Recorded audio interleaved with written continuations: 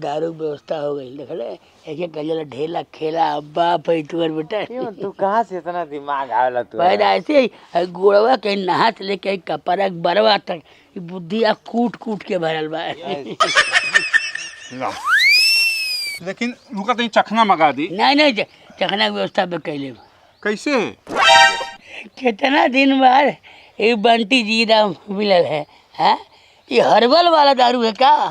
तू हमार दोस्त हो, लुकवाए के रखले रहली। अरे यही कहते कल जरा। अरे चिकना देखा लोग है मुर्गा मीट खा ले, ये सब ना होला देसी चिकना है। हमेशा देखा सामान हमेशा रख के चली रहा। मीट मुर्गा पनीर सलाद वाला सब फेल।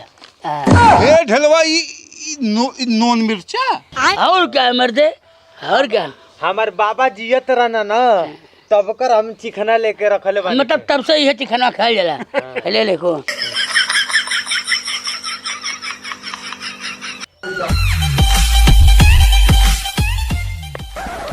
बहुत बढ़िया। तो हमारे बचपन के यार है, हमारे खातिर समझ ल कि कुछ कह देते है। हाँ ले चिकन कितना ही हो। हाँ ये कितने मिला ला? 55 रुपया के।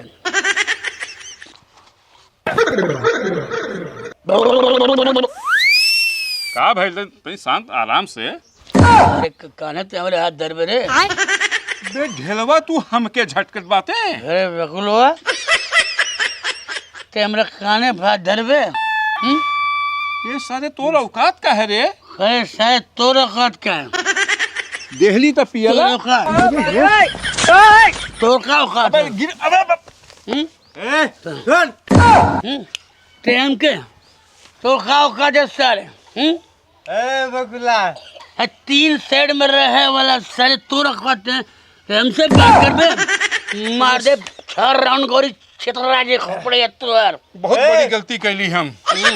तुमको खरीद लूंगी तुरंत। 1 मिनट तुरंत हम मारे ले गोली खा मिलकर राजा जी बाब। औकात भुला गई तुम। झोरी में ऊ नहीं और सराय में डेरा। सारे कितना जमीन पर तोरे रे? तोरे कितना जमीन पर बकुलवा सारे? ये सारे ढलवा तू जमींदार बन गई ले एक पैक लगा के। हम जमींदार हम धन्ना सेठ है सारे। 1000 बीघा हमार परदादा जोतत रहना। 8 खानदानी अमीर है के 50 बीघा पुदीना बोला सिर्फ चटनी चाटे कटीन। चल जाना तो ऐसा मारब कि घर तक मरबे सारे हमके मार करेगा मार ते मरबे हमके मार कुकुर सारे। ए औकात की बात कर। हमारे हमारे अफसर हम क्या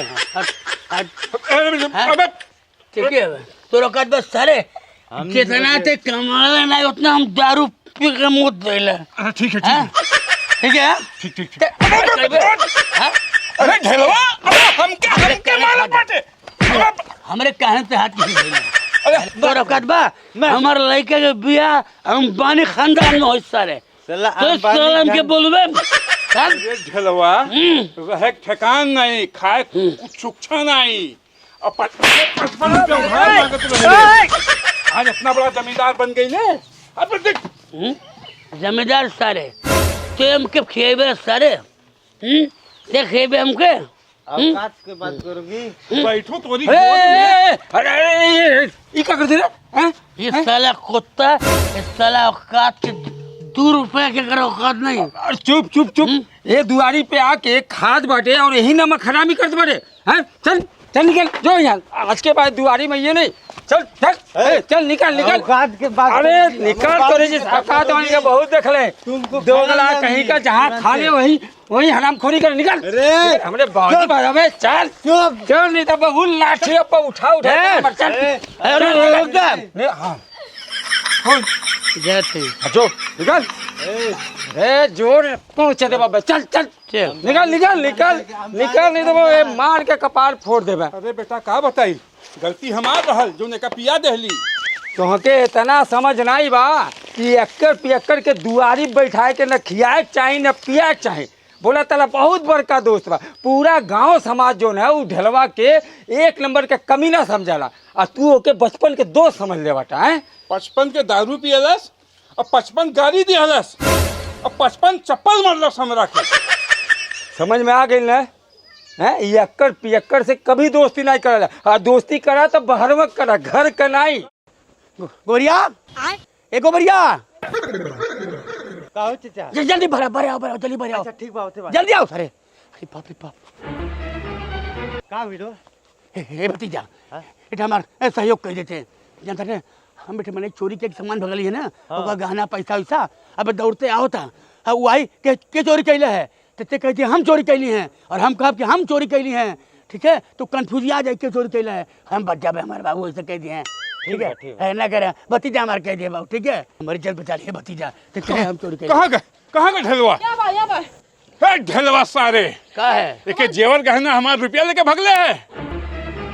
ए हम चोरी कनिया। तू चोरी कैला? ए चाचा बोलब कि तू हम चोरी कनिया। एक जगह और बोल हम चोरी कैले। ए हम चोरी कनिया, हम चोरी कनिया। काहे चोरी कैले है सारे घर खानदान के हमरे नाव मिटा देता थे हां चोट्या हवे मार सारे कहां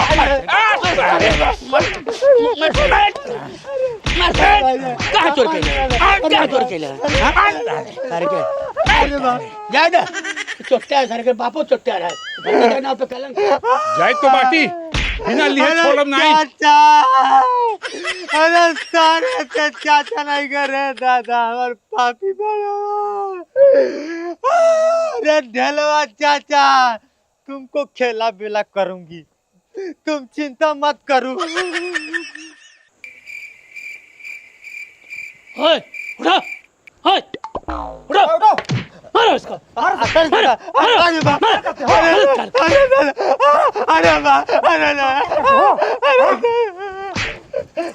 साहब काबिल साहब काबिल बलात्कार करता है नाबालिग के साथ। अरे बलात्कार नाम अरे भतीजा ना पे अरे साहब अब कुछ नहीं के कले साहब। अरे दादा अरे बाप खानदान के हमारे तो नाक कटा दे समाज में। अरे आराम तू भी ढला हो के कहल यही तो कहे ढेला तो ये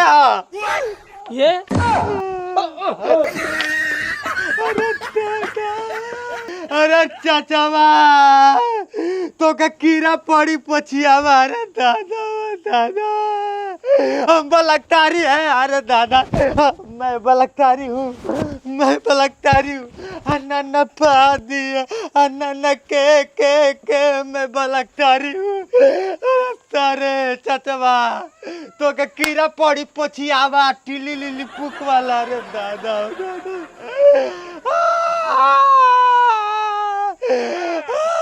प्लास्टिक के पड़ी दोहई बा हमारे किस्मती में है लगल बा तू सरऊ एकदम मेहर मौका हवा। हमार किस्मत तो इसे फूटल बटले बा। बर्तन माजा घर के खाना बनावा चूल्ही पोता और कपड़ा धोआ। हाँ ए गोबरिया सत्यार बैठ के नल चलाई बा झाड़ू पोछा के करी ताओ अम्मा दादा धो। अरे धोआली मिल के धोआल तब झाड़ू पोछा होई। का मिल के धोले है जूठ काट बर्तन जहाँ तहाँ के खोजात नहीं के ऐसे धोआता। अरे मतलब का 24 घंटा हमन के तुहार नौकरानी हो गई बाटी मर्द। हाँ अरे मर्द बन के रहे था जब देखा तब तो लोग साड़ी फिचेबू छोट मोट कपड़ा फिचेबू हई नरदहा साफ करेबू यह करे खातिर आई बाड़ू घर में। वही लायक बढ़ले बड़ा तो करबा कौन चीज। अरे तू नहीं बाड़ू ना किस्मतिया फूटल लग तरह में दारू पाके तू सरऊ देख नहीं पावला तो का करी शर्म लिहाज धो के पी डाले बाटू तू लोग। हाँ 24 घंटा ये हम साड़ी फीचिए बर्तन धोई। हाँ मतलब शर्म हम करी जब तोहरे जैसन ढेका मुड़ी पर बना जाई त कौन ची के हम नहीं दो तू बातों ने कटरी ना के अब नहीं दो का खेल भी बताओ जो नहीं रहे चल दो अपने वही अपने भाई वापस करवावे। तो नहीं करबा बता। अरे हम के चपरासी समझ में बने। अरे अरे अरे बाप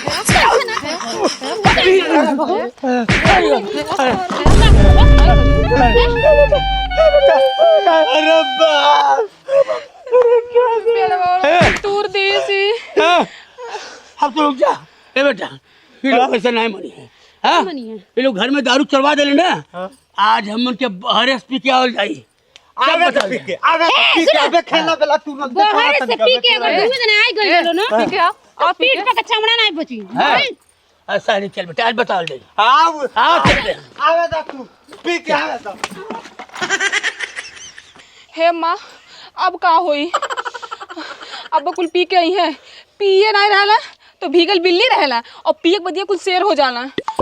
तो बहु टेंशन मत करा घर में के दारू तो चुरा दिल बाड़ू हाँ वो लोग के पी के आवे लो हमनी को कम नहीं लोग कूट के चटनी बना दिल जाए ठीक बा चला ए सरवा निकाल तो मायरा मुख चुका रहा गल जिलेबी यार अरे निकाल बहरा अरे ते का बुझले अपने आप के हाँ आई हो दादा हम कहाँ कुछ बुझी कुछ नहीं बुझ लेती अरे हम तो तोहरा के बहुत प्यार करी हाँ गिरगिटे खान तेरे रंग न बदल ते हमके हाँ ते हमके औकात के बात करती है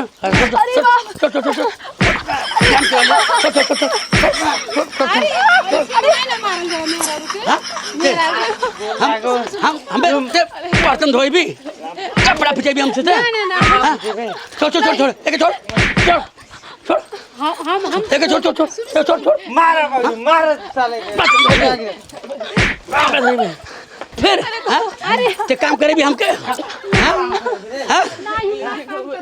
एक डिब्बा अंदर गोरखपुर का सिकंदर ये पावर ऑफ दारू है बोल घर के काम से करे भी नहीं नहीं कराई हाँ ना करे भी नहीं कपड़ा धो भी खाना खाए भी बर्तन धो भी हाँ कान पकड़ दोनों मेरा कान पकड़ रुक दोनों मेरा कान पकड़ कान पकड़ दोनों मेरा कान पकड़े बा तू के भर भर के प्यारो करब छोड़ दे अरे पे कान पकड़ उठ बैठ बैठ बैठ एक दो तीन बोल आज के बाद हमन के बर्तन धोल जाए आज के बाद हमनी के बर्तन धोल हमन के कपड़ा धोल जाए हमनी के कपड़ा धोल जाए तू लोगन कबो करी आए नहीं तू लोग इनके कब्बो करी आए बना अगर दोबारा कबो करी होले फिर हमन के सांस के फिर वो बंटी जीरा पे के आवल जाए और तू लोगन के मार के खेरा बना दोल जाए ठीक हो ना ठीक बा ठीक है ना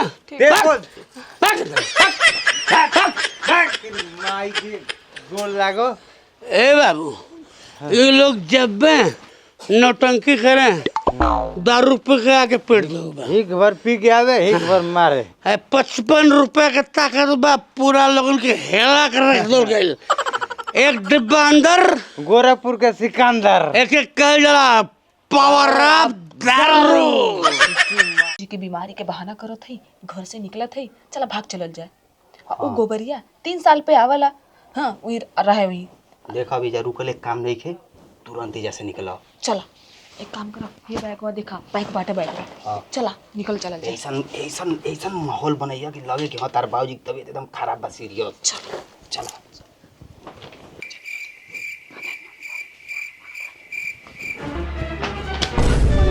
पकड़ लो पकड़ कहाँ ओ बाबूजी के बहुत ज्यादा तबीयत खराब बा वो भर्ती बाटे हॉस्पिटल में बहुत सीरियस बाटे तो बाजी तबीयत खराब बा हाँ हमके वही खातिर भेजना के लिया के आ जाइयो क्रिया ठाक बोल तबीयत खराब बा किकर क्रिया खाई बाबूजी के हाँ बाबूजी के क्रिया का भाई लोगन के वो भर्ती बाटे उनका तबीयत बहुत ज्यादा खराब बा मतलब ढेर खराब बा हाँ देखा फिर झूठ बोल रहा है आईसीयू में भर्ती बानो मार लातस मार अरे भाई हाँ ऐसे भर्ती बाटे बोल सही बोल हाँ हाँ झूठ नहीं करेंगे तब तो चप्पल से मारे नहीं बोल मजाक थोड़े करतनी के सीरियस तबीयत खराब बा बुलाई बउला के बोल बुलाई नहीं बुलाई वो कैसे आई है वो तो हॉस्पिटल में पड़ा हाँ हाँ बहुत सीरियस से बात है मुँह सुन लिए हैं बोले बता बच्ची है ना मर जाइए हे बाबूला कहीं होता चलिए होता बाबू हाँ ससुर जी परघट होई चंगनवा तू एक जाना ला अरे हमरे गांव के सबसे छिनरा होई 4 बार एक लात मार चुकल बाटी अरे सारे हमरे घर के हमरे खानदान के ऊपर गरान बन के लगल अरे हाँ ते का कहले है मौसी का लड़का है हाँ लेकिन मौसी बा हमके माफ कर दे गलती हो गई अरे भाई सारे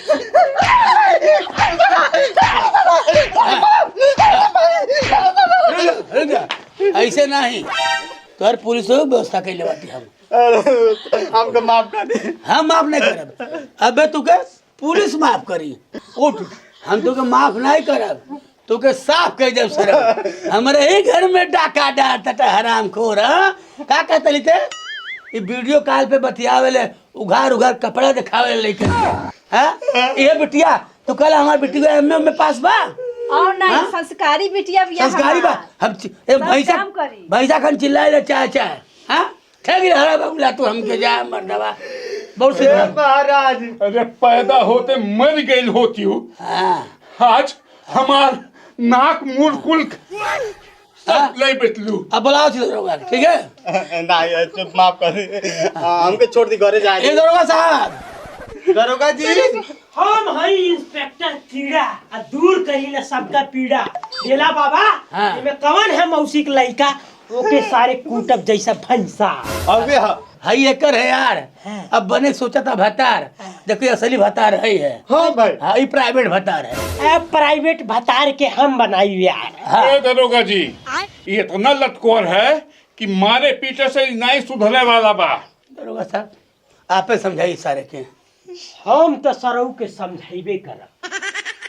अच्छा ये बतावा तू दोनों जनी एक दूसरे से प्यार करला का? हाँ तो जब तुम्हारे पास भतार रहे तैयार काहे रख ले? तो का करी, बम्बई जाले 3-3 साल अइबे ना करेला, 3 साल इहे ना संभारेला। ये बताओ तो घर आवेला तो के पैसा देला तोहरे खातिर कमाई जाला ना। अच्छा पूछा 3 साल में कितना देवेला? 10-20 हजार रुपया दे दे, 10-20 हजार में हमारा खर्चा चल जाई। करे बाबू 3 साल पे आवेले ते सब क्या प्यार मोहब्बत नहीं करेले? काहे हम तो प्यारे कोई चाहे। तब कोई कमजोरी हो बताओ, डॉक्टर के दिखा दो हमन के। कोनो कमजोरी नहीं के, पूरा शरीर में एकदम ताकत बाटे। हाँ, तब तोरे रहता कहीं दूसरे के रखल बा। अरे दादा घर में भेली रखल बाटे, बाहरी के चूटा मारा तलसा। अच्छा ऐसा नो लगा यार, तब तो हम साला 6 महीना ड्यूटी करती। हमरो मेहरारू नाइन कोनो चरावता।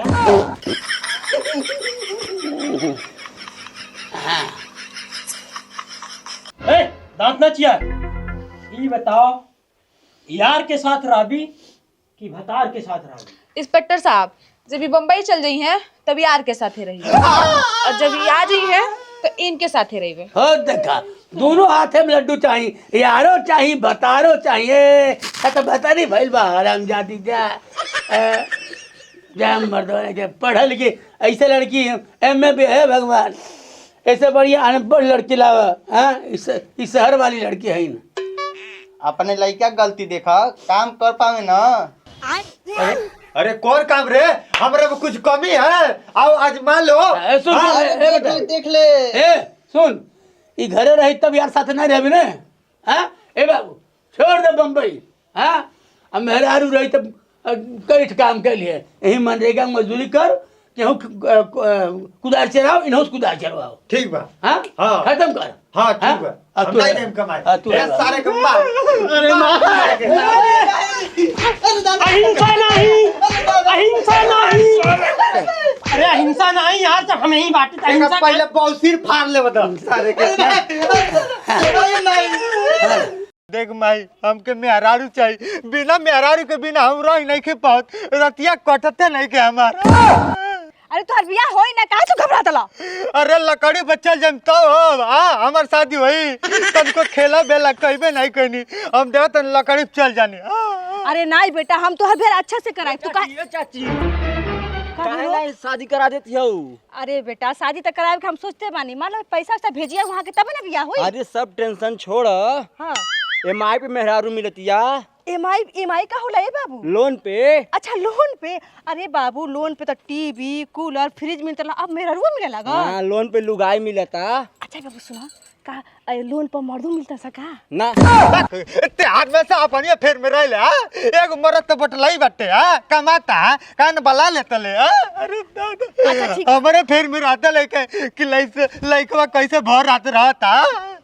अच्छा ठीक बा तोहार बियाह हो जाए, तू घबरा मत। चाहे किडनी बेच चाहे अपन गुर्दा बेच रे, लेकिन हमके लुगाई चाहिए, ये सोच ले। अरे हे भगवान कैसन जमाना आ गेल बतावा, महतारी के किडनी आ फेफड़ा बेचत आई। ए भाई तेरो मत, चल लोन पे लुगाई लावल जा।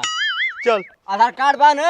हाँ आधार कार्ड बा ना? हाँ कागज रखले है ना? हाँ। तब चल। माई सब रेडी कर रहिए, अबे तुरंत देख के आओ तनी आ तुरंत गाना बना। हाँ जा बाबू जा, लोने पे लुगाई दिवा दे कर जा। बाप हो बाप, घर का काम करता तो कमर में दर्द हो जाता, पता नहीं कब पतोही की सुख मिली, भगवान जाने। हाल आओ। ए माई देख लोन पर लुगाई लेके चलिए नहीं। अरे बेटा बहुत अच्छा काम करना, लेकिन ये बहुरिया साड़ी वड़ी ना पहन ले, रुका तनी ढक दी। हट छोड़।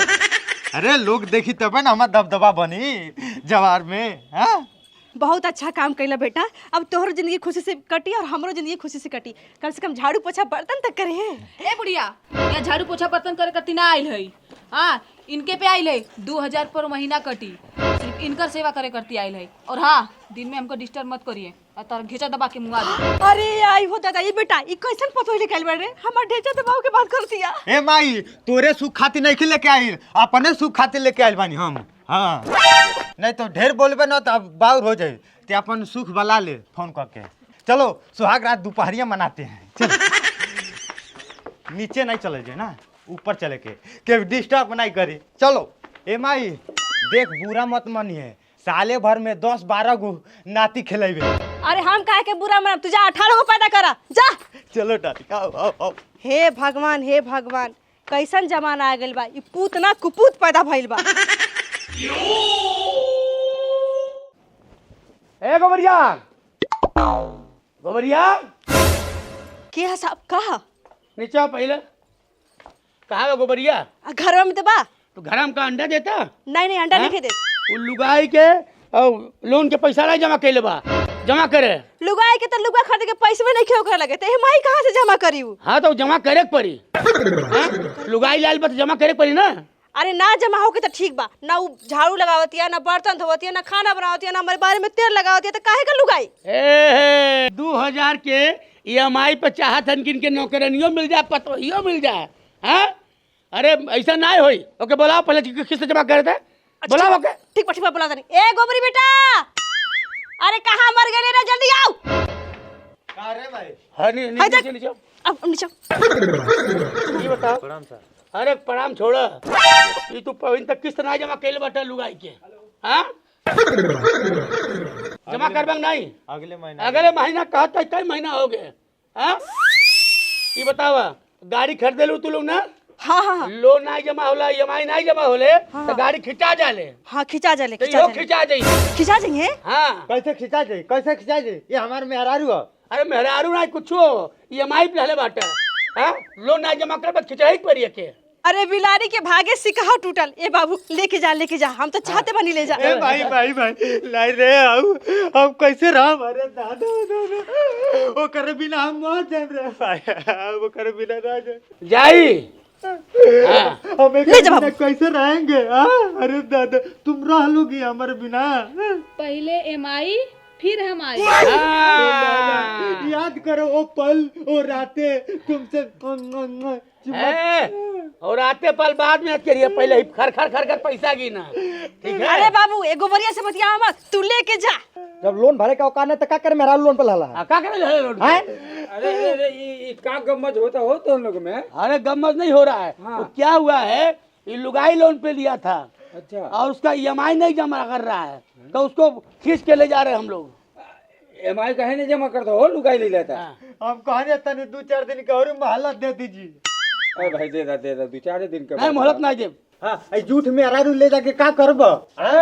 झूठ में कुछ ना होले, गाड़ी जब कोई EMI नहीं दिला तो खींच के ले जाके तो के कम पैसा में बेच दो जला, एहू के लाके कम पैसा में दूसरे दे दे। अरे साहब, अरे दादा साहब राम करी साहब। कुछ नहीं, कम से कम 20,000 रुपए कर हम डाउन पेमेंट ले। अरे सुनी ना ए साहब, दूसर फार्म भरम तो मिल जाए ना? तोर सब कैंसिल हो गए, तोर सिविल स्कोर खराब बा, जब सुनने बटा भेली हो गइल बा। ठीक है साहब, हमके मिल जाए ना? चुप सारे, तू नाती लागी रे। पैसा है तोरे पास? आप पैसे रात हमारे पास हमारे पहल की मेहरा रू भागे थोड़ा हो भगा भगा भगा ऐसे भगा भगा। हे साहब हमें दे देता 20,000 रुपये डाउन पेमेंट लगी। दवाई खाती धैले बाटी ये 20,000 ले।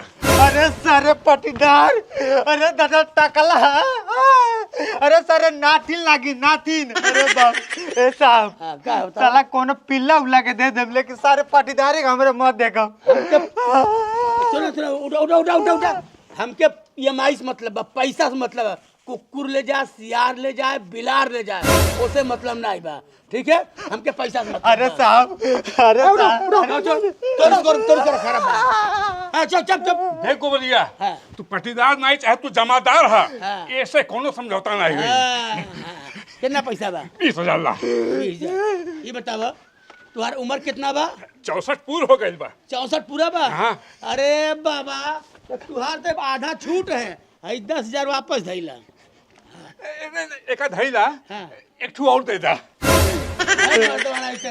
मुँह में दांत नहीं, पेटे में हाथ नहीं, कमर के नीचे कबर में दुद्दू में दारू ले का करबा? एक से समारा पहले दूसर क्यों दिया दे? ए साहब हाँ? साल 2 साल में तो खुदे मर जाई, काहे खातिर देता लोग आई? उससे हमसे मतलब नहीं है, ई मर गया तो उठा के दूसर फिर दे दे। अरे दादा ऐसे घूमल करी, अगर हम पहले 8 बिया पर हो चुके। तो हमारा सोना ऐसा डार्लिंग मर जाइए। नहीं मरी, हट हट हट। ए, पैसा दे दहली है। हाँ। ए जिलेबी छोड़ा पुरनका प्यार और हई है तुहार नयका भतार, ले जा। बाबू नहीं बाबा, दादा याद करो थोड़ा बहुत, वो रातें वो लम्हे हम लोग मीठी मीठी बात करते थे। ए, चल ले, अरे दादा, अरे बाप चल चल सारे